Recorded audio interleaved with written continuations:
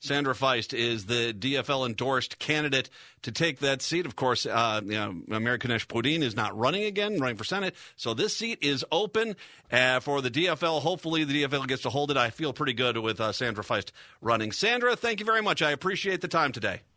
Yeah, thank you so much for having me. I generally don't get too much into helping campaigns, but if I may. You have the most obvious, you have a great slogan, let's get feisty. You just have to put a hyphen with Y there. Yeah, that's a winning slogan if you ask me. Yeah. I told my husband when we were getting married, I was like, we have to get married right away when we graduate from law school so that I can have Feist because it's the best name for a lawyer. It's a good name for a politician, too. It's a great name for a politician. You talked about a little bit here about your story. You of course, obviously mentioned you graduated law school here, but I wanted to start off by the fact that you actually you had to be here because of Katrina. You were down in New Orleans, correct? And in that area, and you had to come back after Katrina. You got displaced by that whole natural disaster. Yeah, that's right. I'm originally from Wisconsin, but after undergrad, I decided to move down to New Orleans to be a jazz singer. And while I was down there, I ended up in law school. I was inspired to become an immigration lawyer. And so I had started law school in New Orleans. And when Hurricane Katrina hit, I evacuated up here where I have family. And then I met my husband in the cafeteria at William Mitchell College of Law. Nice. And I never looked back. Do you still sing jazz? I do. I haven't sung as much since I had kids. So my son is 10 and my daughter is 8. And so there hasn't been much room in my life for performing, except for to my kids and around the house. But yeah, I'd still like to. I'm kind of toying with the idea of having some sort of fundraiser where I tempt people to participate to hear me sing. Oh, so that's a great idea. We'll get to that. We'll get to that point a little bit later on. So you're back in upper Midwest, family up here. You go through law school. You've got kids. You're living life. What all of a sudden possessed you to say, you know what, I'm going to run for 41B? Yeah. So I have always been, very engaged with politics. I've been very passionate about politics. But it was not until Trump was elected that I got really, really heavily into advocacy. And I was working with the American Immigration Lawyers Association to advocate with our federal legislative representatives. And it just really inspired me to see the way Senator Klobuchar and Senator Franken handled the Muslim ban and the way that, my representatives were really speaking up and taking action. And I really wanted to be in a position where I could be the one taking action because I feel like I'm a very bold person and very passionate. And, I just felt like when this opportunity arose and when Representative Kunesh-Poddin announced that she was going to be running for the state Senate, it just felt like an opportunity to move from the role of being the supplicant, of asking other people to do what I believed was right, to be in the position where I could actually take that step on my own as the legislator. I find that your background, makes tremendous sense now as far as what you're doing here. You have to have confidence. Doing stage shows, I've done, comedy improv, done stage shows like that. Mm-hmm. You have to have a certain level of confidence to step up there. But the advocacy that you have, you've embraced with your legal career, it makes a tremendous amount of sense now that you're actually a perfect person to run for a political seat. Yeah, I would like to think so. I feel like, in particular, immigration lawyers make great legislators because we have this combination of empathy. We've been working with people. Immigration lawyers, I always say we're kind of part social worker, part therapist. We're helping people through a very difficult process. Often they've gone through very difficult things in their lives just to get to this point. So we have a lot of empathy. We're always trying to advocate for others and share their stories to achieve their goals. And then on the other side of things, kind of the other extreme end, it's a very technical area of law. Mm-hmm. And so you have to be kind of nerdy to get really deep into the weeds in terms of the way that Immigration and Nationality Act is written, the regulations are interpreted. And I feel like I have a really good understanding of how the language of the law has a very practical impact on people's lives. Mm-hmm. And I feel like very excited by the possibility of combining both like the empathy and the wonkiness of my professional life into the role of lawmaker. Sandra Feist joining us. It's 41B, Democrat of the Day for today. Let's talk about specific issues. What would you like to champion for 41B? Yeah, so already before COVID-19, education was at the top of my priorities. I have 2 kids in public school, and I know that they can't take, the 2nd and 4th grade over. Like, we have to do something now to address the opportunity gap. And this is just something that's deeply, deeply important to me already. But what we've seen with COVID-19 is that it's disproportionately impacting certain communities. And so I see this now as an even more urgent priority. We need to be making sure that our students can go back in a safe environment, that their teachers and the school professionals are going to have the support they need to make sure that, we can provide those school-based supports to our children in a safe and innovative way. And so I'm obsessed with fully funding our schools. Mm-hmm. And, now it is more important than ever. And we're actually having an event on Saturday afternoon at 1:00 around what the state and county can do to support families with children who have special needs. My daughter, who's 8, has a very good friend who has severe epilepsy, and I've gotten to know her mother very well and kind of seen what she has struggled with in terms of her daughter's special education needs and also with the county to get certain types of waivers. And so I'm just really, really sensitive to the ways that we can support those families in particular. Yeah, I know that this is kind of policy on the fly, but whoever comes in, House or Senate, they're going to have to deal with a country in a pandemic and an education system, which is basically having to deal with this thing on the fly themselves to a point. Mm-hmm. Let's talk a little bit about that. I'm not going to be shy. I've said that I just don't see how they're going to do this. How are you going to do the busing? How are you going to do lunches?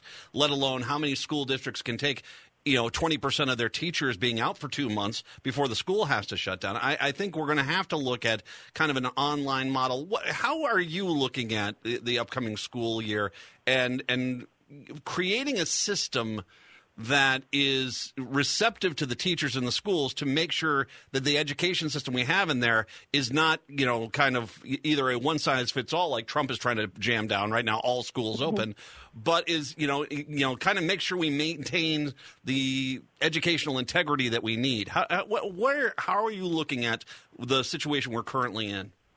Yeah. Well, I think we're going to need a combination of targeted funding, targeted generous funding that is equitable, and also community engagement. So I have this idea, and this isn't something that I can, put into place as a legislator, but I would like to see the community come together and we could divide classes into smaller groups, and the families could provide the support with, assistance from the state to provide like infrastructure and physical space so that we could kind of, as parents, as professionals, a lot of us have, we work outside the home. We're going to need to rely on one another as much as we rely on the schools. And so I have this vision, and I think that, we're in this kind of unprecedented situation where we do need to think on the fly because the federal government has totally abdicated its responsibility on this front. And I would like to see, throw a lot of money at it. However, we can, it's an investment in the future of the state. It is worth that investment. And then find ways to innovate. I mean, sometimes situations like this that are really, really bad in the moment can lead to really exciting steps forward. And so, perhaps we can find new ways to, leverage technology and leverage, one another and our community to support our schools and to support, our students. It's not going to be easy, and I do think it's going to require all of us to come together. But I kind of like the idea of dividing up classes so that they're like truly random. So it's not just like certain people and certain that are kind of alike, but like really like blending the different kids from different backgrounds so that the families can get to know each other and rely upon one another. But obviously, that's just the community. We need the state to really step in and provide the funding as well. I can tell you that's been spectacular. I'm in the Hopkins School District. They are very diverse classes. I remember my kids going through the elementary school. It was exactly the kind of school environment I wanted, and what you're describing, it's a wonderful eclectic experience if you can have it. it. And, definitely something the community can focus on. I mentioned earlier grocery stores and the grocery workers. Let's talk a little bit about workers' rights. There is, once again, we are still going through this crisis. We still have a lot of people that are, regardless of whether or not we have more closures or less closures, they're still on that front line. Let's talk about the workers' rights, because there's a lot of people, especially on the Republican side, who like to say, we put up a sign that said, thanks, that's enough, and it's not. We need to make sure we're supporting the workers correctly, right? Yeah, I couldn't believe it. I heard that Amazon ended their COVID-related higher pay, because apparently, according to them, like, the COVID situation is over. Really? I couldn't believe that.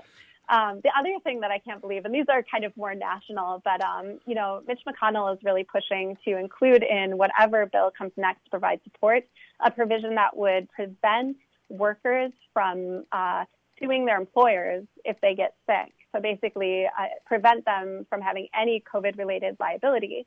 And I'm very worried that employers are going to force workers to come back into unsafe situations. That can be at the schools, definitely at the different, manufacturing and, meatpacking plants. And we really need to be conscious of that. We need to make sure that people are not going into unsafe work environments. And that they're protected. And I mean, we just need to make sure that we're doing things like I know that Governor Walz and Lieutenant Governor Peggy Flanagan proposed, I think, is a $12 million housing funding support. And I know that they had this $853 million plan to really provide just a lot of support to the community so that we can, support ourselves if we can't work, which a lot of people can't do safely right now. As an employer myself, I'm very, very sensitive to this and just really trying to work with my employees to make sure that they're safe and that they feel supported and compensated fairly for having to work in, just a really stressful, challenging environment. I also think it kind of comes to healthcare too. Like, we've seen 16 million people and families lose their employment-related healthcare, and we need to be looking at, benefits as well, including healthcare and. I'm kind of going off in a tangent here. Well, no, but your points are incredibly on point. I mean, they really are good, and I couldn't agree with you more. My goodness, let's take a look at the meat processing industry. You go on out there. I mean, clearly the owners and managers of these facilities were not looking after their employees or the communities that they're in. We have an insane amount of sick people and dead people because of this. And you're right. The Republicans' first thing is you can't sue them for their gross incompetence. We have to worship them. No, I agree with you wholeheartedly. And, this is why we need Sandra in the Minnesota House, is because we are going to have some very tough choices here. And personally, I would like to have people in there that are thinking about us as a whole, as an entire community, as opposed to who's the wealthiest people? Let's only pander to them. I want to get, once again, I say this every time. Help your local Democrat. The DFLers need your help.